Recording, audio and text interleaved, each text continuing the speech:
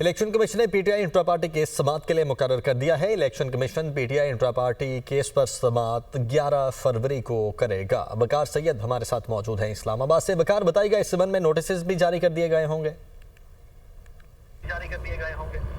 जी बिल्कुल, election commission of Pakistan ने पाकिस्तान तहरीक-ए-इंसाफ के जो इंट्रा पार्टी इंतखाबात का केस है वो 11 फरवरी को सुबह 10 बजे समाअत के लिए मुकर्रर किया है। जबकि इलेक्शन कमीशन की जानिब से जो बैरिस्टर गौहर है रऊफ हसन, जो फेडरल इलेक्शन कमिश्नर हैं पीटीआई के, उसके अलावा जो मुबैना तौर पर 5 जो पाकिस्तान तहरीक-ए-इंसाफ के जो मुनखरिफ कारकुनान हैं, जिसमें अकबर एस बाबर भी शामिल है, उनको भी जो है वो नोटिस जारी किए गए हैं।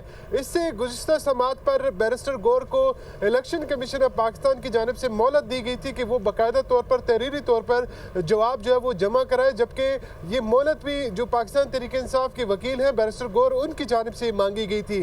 ताहम बैरिस्टर गौर की जानिब से इलेक्शन कमीशन ऑफ पाकिस्तान के सामने ये मुद्दा भी रखा गया था कि जब गुज़िश्ता बरस पाकिस्तान तहरीक-ए-इंसाफ के मरकजी सेक्रेटरीट पर FIA की जानिब से छापा मारा गया था, तो उसमें तमाम जो रिकॉर्ड है वो FIA ने अपने तहवील में ले लिया है और इससे मुतालिक हमने मुतलका जो अदालत है उससे रुजू भी किया है। जबकि अभी तक हमें वो जो रिकॉर्ड है वो मुहैया नहीं किया गया, जिसके बाद ये तवक्को की जा रही है कि जो पाकिस्तान तहरीक-ए-इंसाफ के वकला है उनकी जानिब से एक बार फिर ये मामला उठाया जाए कि उनके पास जो जितना भी रिकॉर्ड है, जिसके इलेक्शन कमिश्नर ने जो रिकॉर्ड मांगा है वो ऑलरेडी जो है वो FIA के पास है, लिहाजा इसमें मजीद मोहलत जो है वो मांगी जाएगी। पाकिस्तान तहरीक-ए-इंसाफ की जानिब से इस केस में मुसलसल जो है वो टाल मटोल से भी जो है वो काम लिया जा रहा है और ये तकरीबन चौथी पांचवी पेशी है जिसमें पाकिस्तान तहरीक-ए-इंसाफ जो है वो आखिरी मोहलत मांग रही है। बहुत शुक्रिया वकार आपका।